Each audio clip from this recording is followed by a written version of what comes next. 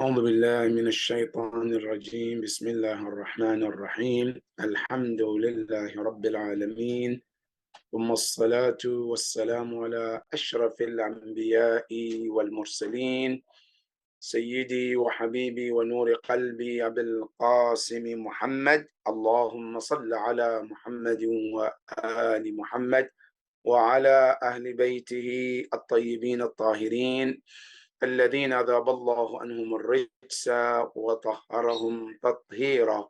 اللهم صل على محمد وآل محمد وعجل فرجهم.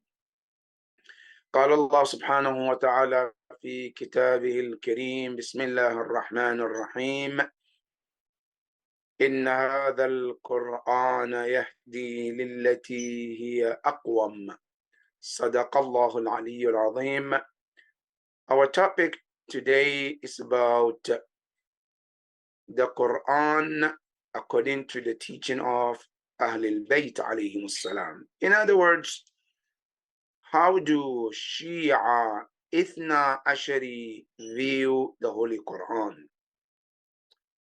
The reason why this topic is very important because there are so many misconceptions out there, or there are many accusations out there when it comes to Quran and the Shia of Ahlul Bayt alayhim salam. Many of them believe that Shia do not have, or Shia do not believe in the same Quran Muslims believe in. Some believe that Shia do have their own separate Quran.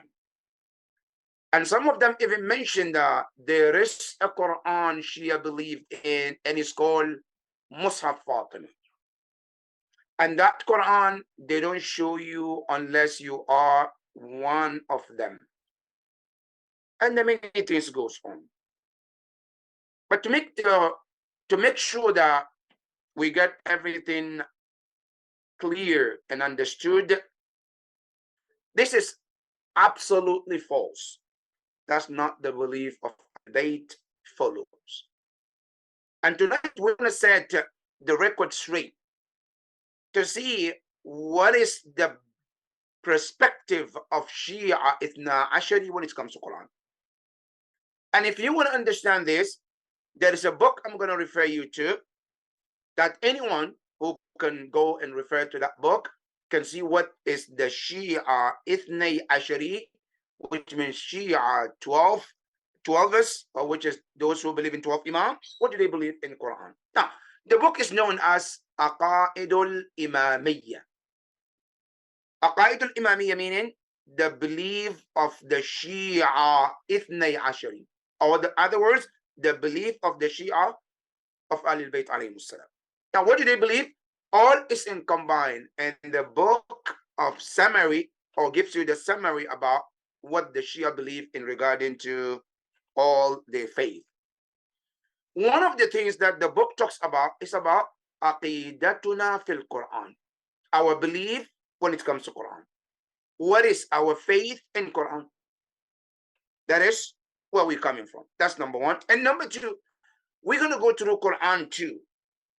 The Quran that all Muslims have, which is one Quran that we all believe in and we all have. We will go through that to prove that it's not possible for anyone to have another Quran other than the only Quran that Allah brought and sent to the Prophet Muhammad. Now, when we say the Quran, we believe Quran is a book of Allah, not the book of the Prophet, the book of Allah subhanahu wa ta'ala.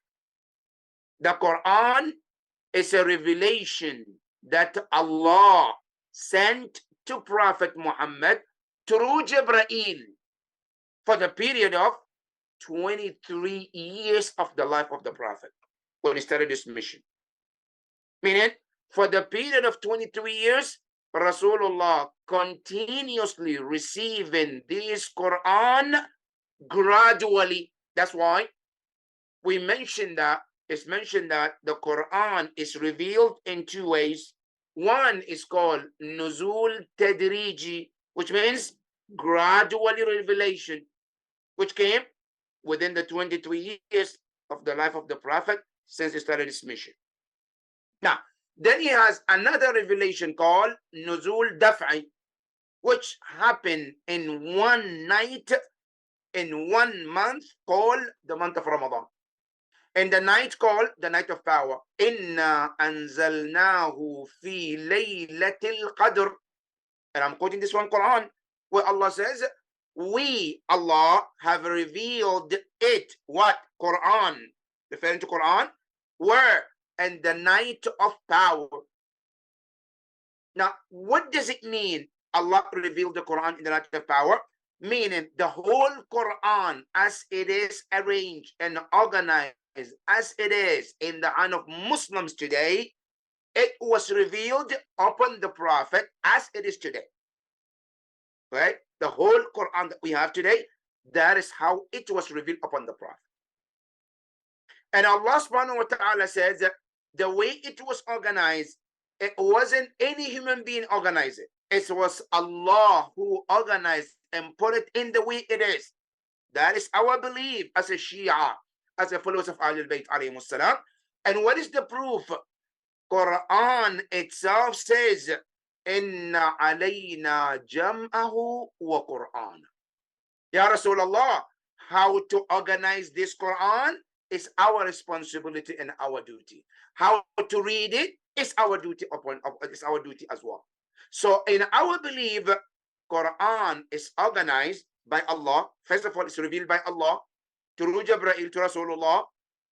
And secondly, it was organized by Allah the way He wanted it, not human being.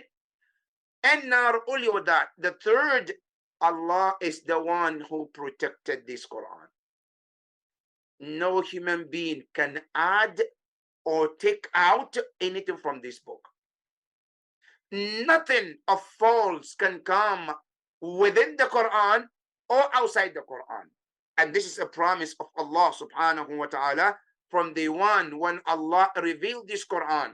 Allah says, Inna nahnu nazzalna dhikra wa inna lahu lahafidhun. We sent this Quran down and we will be the protectors of this Quran. So if Allah is protecting this Quran, who am I to change this Quran?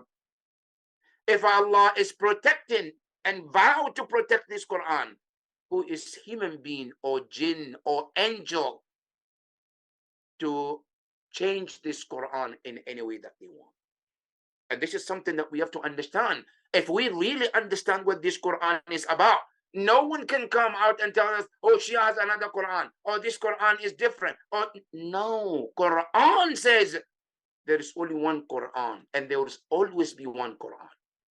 No human being at any point can ever be able to come up with a book such like Quran. It's impossible. And if anybody tells you that, we Shia, we tells you that, that's false. Nobody can do that. Why? Because Quran itself, the people of the time of the Prophet who were very eloquent in Arabic, who were very knowledgeable in Arabic, who were happened to be the grammarian of the best of the time, but they couldn't even challenge the Quran. And Allah subhanahu wa ta'ala put it in the Quran, where Allah subhanahu wa ta'ala told the companions of the Prophet at the early stage of Islam that if you think this Quran was written by Muhammad, was brought by Rasulullah, Allah subhanahu wa ta'ala said, Fa'tu bimithlihi. You go come up with a book like this Quran. Go do your effort. Come up with the book, the Quran. They were not able to do that. Then Quran came back with another challenge. Fa'tu bi'ashari suwarin mithlihi muftariyat. Maybe the whole Quran is too much. I'm going to reduce it to come down. Allah subhanahu wa ta'ala said, you come up with 10 surahs fabricated, as you say, the Muhammad fabricated. How do you think they were able to come up with the 10 surahs? Quran said they were not able. Then Allah said, no, maybe 10 is too much. Now look, from the whole Quran to the 10 surahs, to then Allah brought them to one surah. Fa'tu bi suratin mithli. Come up one surah. Like, inna a'ataynaka al-kawthar fasalli li rabbika wanhar inna shani'aka huwal abtar. Can you come up with it? the shortest surah in the Quran. They couldn't do that. Then Allah subhanahu wa ta'ala told them, and He said to them, this is the bottom line, which is the last bottom line till the day of Qiyamah.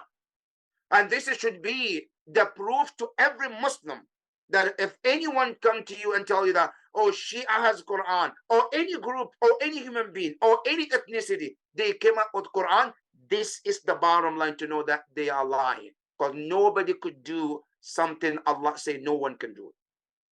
Then Allah said this in the Quran, قُلْ لَوْ اجْتَمَعَتِ الْجِنُّ وَالْإِنسِ.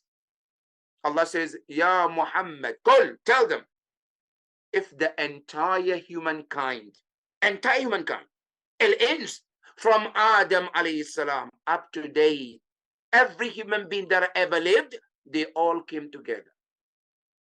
Wal-ins, al-jinn wal-ins, if the jinn kind also are to come together with all their intellect, with all their ability, with all their energy, and put together to come up with a book such as Quran, Allah subhanahu wa ta'ala said, they cannot do it. لو اجتمعت الجن والإنس على أن يأتوا بمثل هذا القرآن. Allah said, لا يأتون بمثله. Allah said, they cannot. Allah is saying in the Quran that we all Muslims have, He said, they cannot. Now, where is this notion coming from? Shia has Quran, or there's a different Quran. Where's this coming from? When Allah said, no one can. And Allah said, not only that, وَلَوْ كَانَ بَعْضُهُمْ لِبَعْضٍ ظَهِيرًا. Even if they were to cooperate and work with one another to achieve this aim, Allah said, it's impossible. Now Allah is telling you all mankind cannot. All jinn cannot.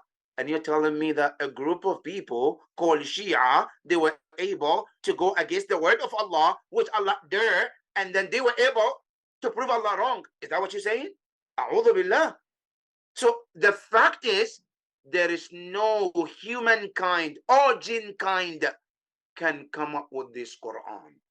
So this Quran is only one unique kind from Allah subhanahu wa ta'ala. And Allah made it clear.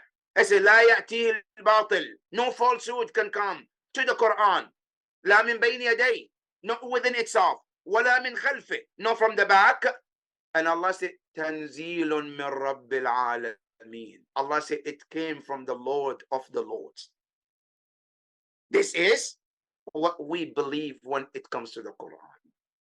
That is number one. Number two, we also believe that Quran is one of the miracles that Allah gave to Rasulullah. It's not just a book, it's a miracle Allah gave to Rasulullah.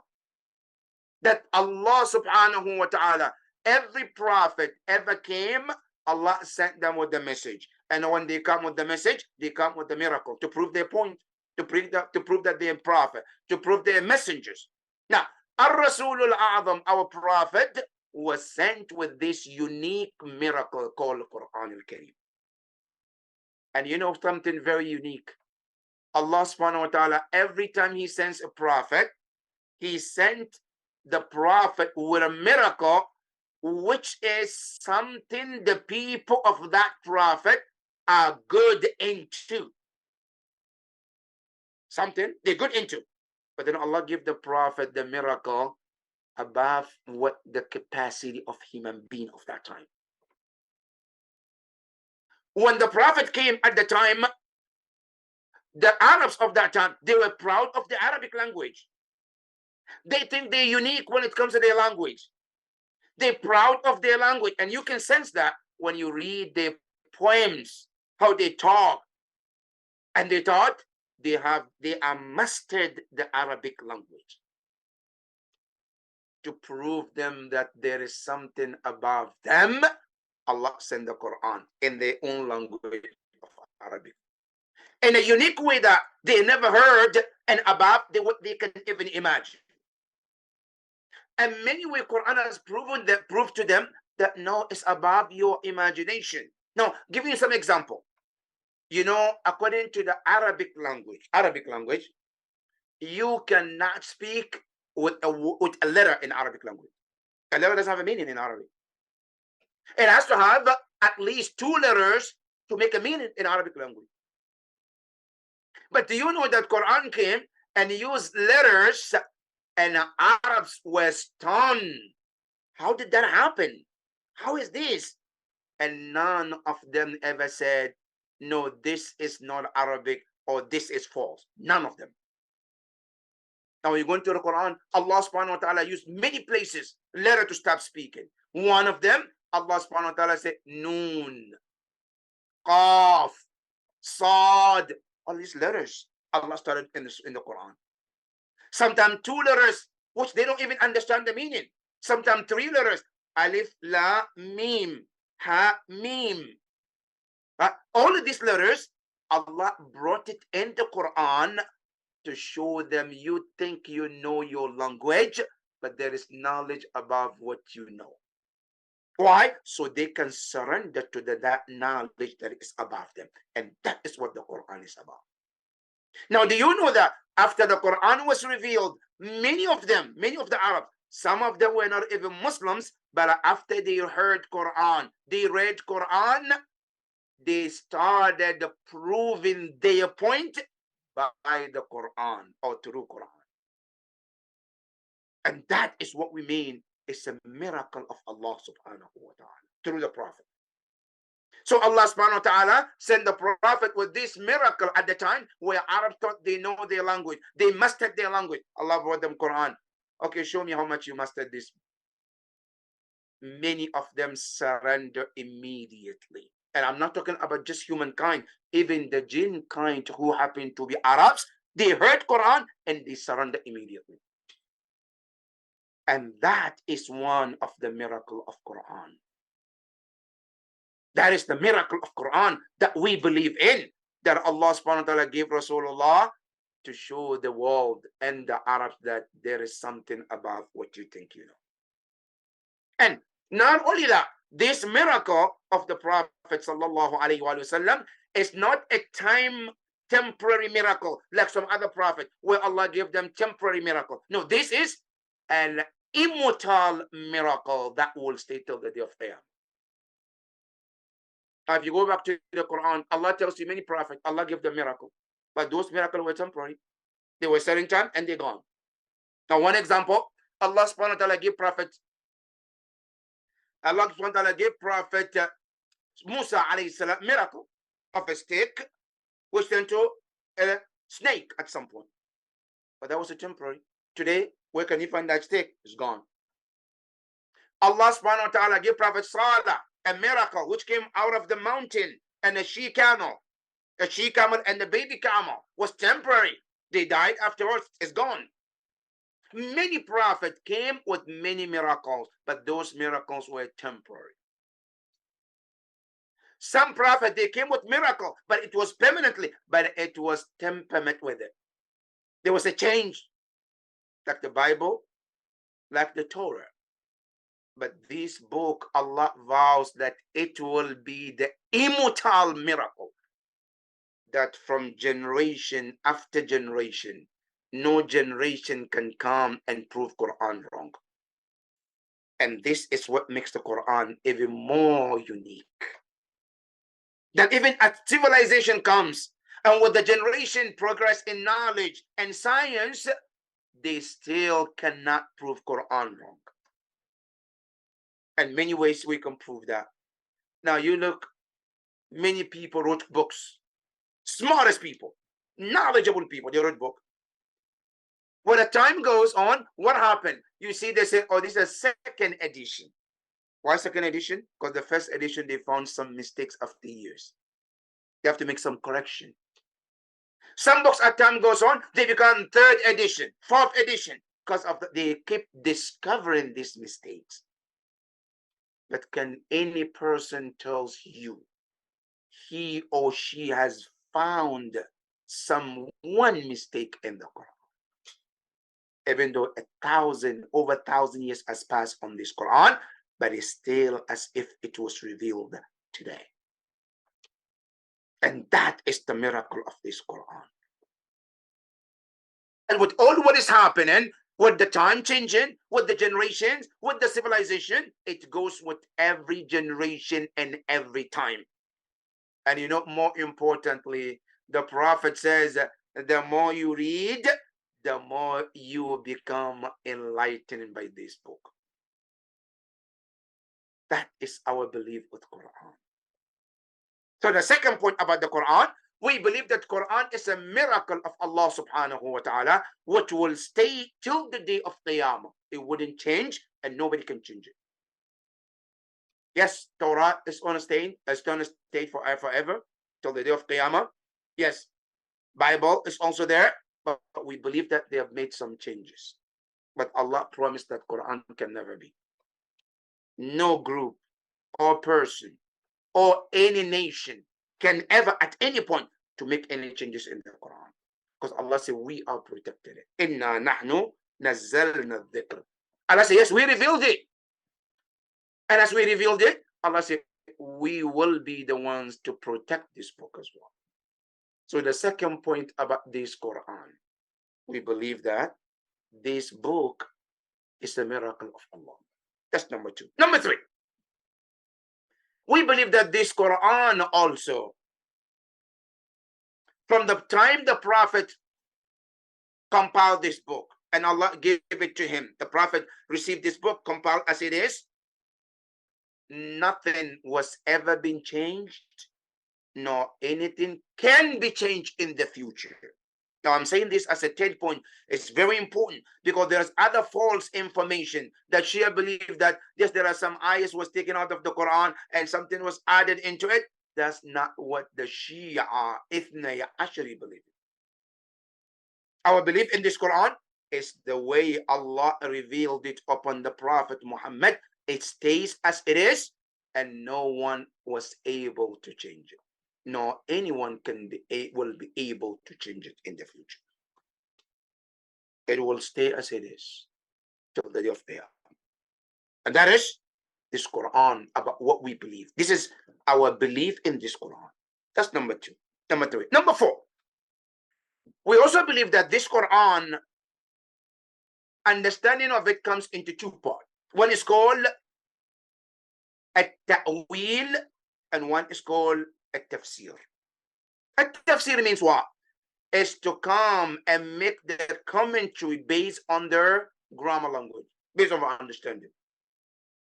And that's we call it tafsir al-zahiri, the apparent understanding. And then there is also the deeper part of it, which is called tafsir al-batini, which is the inner part of Quran. And this Quran itself tells us that everything Allah created, everything that you can think of, Allah created it in two ways. One is called, it has the appearance of it, and then there is the inner part of it. Now you and I, as a human being, there is my appearance you can see, but there's the inner of me where you can't see. Right? Allah said, even this universe that we created, Allah said it has that inner and then it has an appearance. Allah said, يَعْلَمُونَ ظَاهِرًا مِنَ الْحَيَاةِ الدُّنْيَا. Allah said, most of these non-believers, they know the apparent part of this world. And they say, وَهُمْ عَنِ الْآخِرَةِ هُمْ غَافِلُونَ. But the inner part of it is they are unaware about.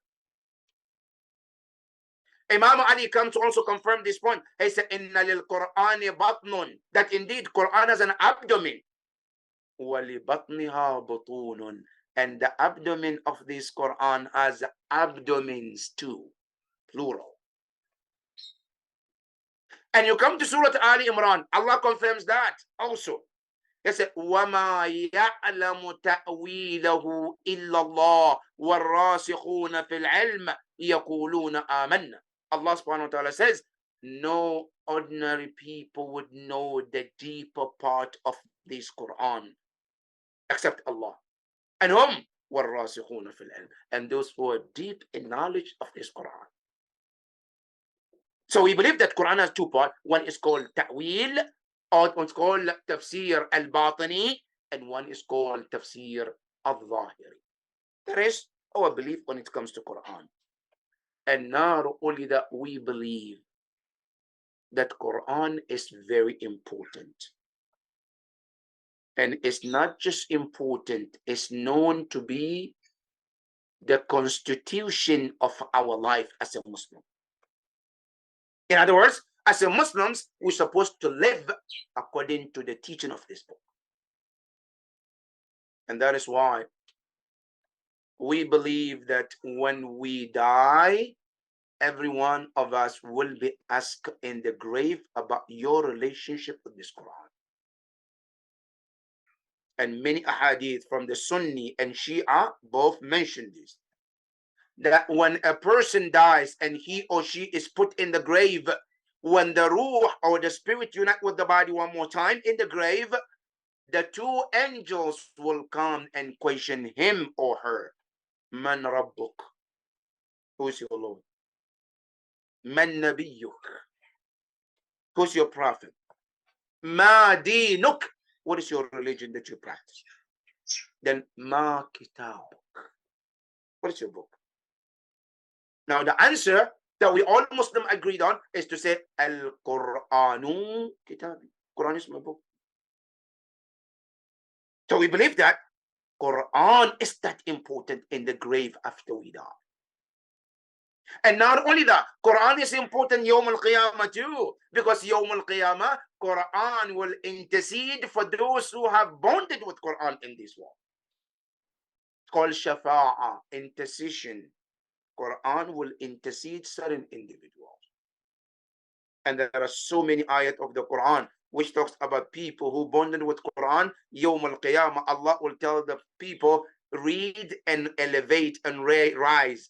Read as you rise. And he or she reading and he rises until the last word of that Quran will be the level in Jannah.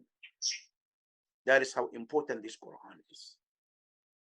Now, coming about this Quran, how important in our life, also the Prophet tells us, as a Muslim, we have to take this Quran very important.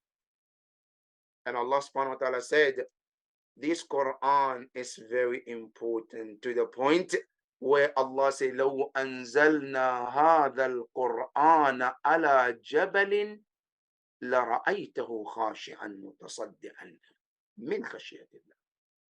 Allah said, had we revealed this Quran, the same Quran we reveal on humankind, had we revealed it on the mountain, Allah said, لرأيته خاشعا.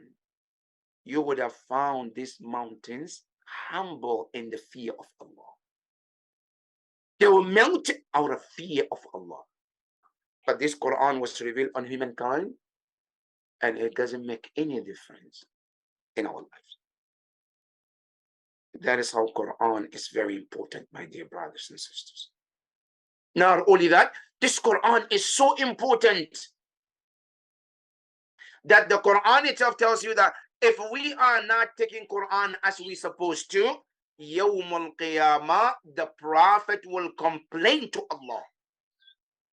Ya Rab, inna qawmi ittakhadhu hadha al-Qur'ana mahjura. Ya Allah, I brought my ummah this Quran, the most beautiful book Allah ever sent to any human being or any humankind. And I brought them this beautiful message of yours to my ummah, to my nation, but they abandon it. And today, that's the situation of Muslims today. That's why we're suffering today. Because otherwise, there is no reason for a Muslim ummah to suffer when we have the best book Allah ever sent mankind, where Allah tells you in that book, فِيهِ تِبْيَانٌ لِكُلِّ شَيْءٍ. Everything you ever ask or you need in your life is in the Quran. And today, if you look, the most oppressed nation on the planet are Muslims. The most suffering nation in the world today are Muslims. The most spreaded or scarred ummah in the world today are Muslims. Today, if you put the map in front of you, check them out. Put the map on the world map in front of you and look where the most disaster happening in the world today and see who are those nations. They're Muslims. And other nations who don't even have Quran. They don't believe in Quran. They don't even believe in Allah that you and I believe in. They are the ones who live in comfort and comfortable lives. Why? What happened? What is the change? What is the cause? Today we can claim we have the best book Allah ever sent to any nation. And that's the truth, and that's the fact. Today we can claim we have the best prophet ever sent to mankind. And that's the fact, and that's the truth. And we have the best God any nation can ever predict or think they have. And that's the truth. The best God, the best prophet, leader, the best book. Why the worst nation? The reason is when the nation neglect the book and fail to act according to the book that the prophet brought them. That's the reason. Otherwise, this book was the leader of nations at some point of time. Muslims were the leader of the world at some point, but the moment they left the book, they lost that position that God gave them. Nations used to look up to Muslims as the leaders, and everybody was a follower. But today, it has changed. Why? Because we left the book. We refuse to practice the teaching of that book. For that matter, this is the importance of this book, that the Muslims need to go back to that book. And when I say go back to the book, I don't mean just to read it word by word and read it beautiful. Today, Muslims are doing that. But that's not what's going to solve our problem, brothers and sisters. Our problem is more than that. Today, we have many Muslims who memorize Quran. Today, we have many Muslims who, mashallah, read Quran beautifully. Today, we have people who can interpret or can give you the best commentary of Quran, mashallah. But that's not the case. The one thing that is missing is application of Quran in our lives. Quran was not sent for the dead people. Like today, we practice it. We only read Quran when somebody died. MashaAllah, khatm of Quran. Let's read Quran because somebody died, right? Oh no, when we have programs, let's read the Quran. Let's begin with the Quran. That's all what it's about. When Ramadan comes, let's read Quran with beautiful voice. Let's do halaqah. Let's memorize. That's all what Quran is all about when it comes to Allah. While Quran is more deeper than that. The most part of Quran is the part that is missing in our life. And that is the application of Quran. Making Quran part of our day-to-day life. Making Quran part of our lives. Making Quran be our life and constitution that we live by. Until that happens, the Muslim will continue to suffer. There is no time to take you back to the Quran, where the Quran warned the Jews when Musa alayhi salam was there. He brought them Torah, and they were able to get out of that oppression from Pharaoh and became the leaders. After Musa alayhi salam, the same Jews, they started neglecting their book. They started neglecting Torah, and what happened? They went even lower than they ever been in their life. And there came a time where they were begging Allah to bring them a leader, where they can lead, who can lead them to go and fight, get their book, and get back their strength back. إذ قالوا لنبي لهم ابعث لنا ملكا نقاتل معه. They were begging Allah, please send us someone, send us a leader. We're tired of this kind of lifestyle. We lost our strength. We lost our value in the society. We lost our power that we used to have. And Allah left them in that situation for ages so that they can learn a lesson. Today, that's exactly what the Muslims are going through. Until we go back and learn from the mistakes of other nations and correct our mistakes and get back to taking Quran, not just by reading it, not just by memorizing it, not by making it a nice book on the shelves in our rooms, by implementing Quran on day-to-day life. Until that happens, the Muslims will continue to suffer. And last not the least, brothers and sisters, never ever make this mistake thinking that someday Allah is going to change it. Allah is not going to change it. Never ever think that someday Allah subhanahu wa ta'ala will make a miracle and Quran gets back to where it used to be. Muslim gain their strength. No, it's never going to happen. The only time it will happen when you and I make that change, because it's the sunnah of Allah from the Quran, where he says, Inna Allah la yughayyiru ma biqawmin hatta yughayyiru ma bi anfusihim. Allah said, I do not change the situation of any people or any kind of human being unless they change their own situation. Then the help comes to them. So to make it clear, our situation will never going to change until the day that we took that responsibility on ourselves as a Muslim nation, as an ummah, and work towards the application of this Quran. And get out of just reading and memorizing beautiful voice to get to apply it on individual level. 1. 2, to apply it on family level. That's 2. 3, apply it on the community level. 4, apply it on the international level. Until then, we will be in the same situation that we're in. Allah sent this Quran to guide us. And he said in Surah Al-Baqarah, Alif Lam Mim, ذَلِكَ الْكِتَابُ لَا رَيْبَ فِيهِ هُدًى. It's a guide. Until we take it as a guide, as a constitution that leads us. Not we lead Quran. There's a difference between Quran becomes the leader and we follow versus no, we lead and Quran follow. Today, that's the situation. Now Quran is behind us, and we have to lead and Quran has to follow. While the actual way it should be, Quran should be the lead and we should follow Quran. Hudan lil muttaqin, a guide for those who are pious.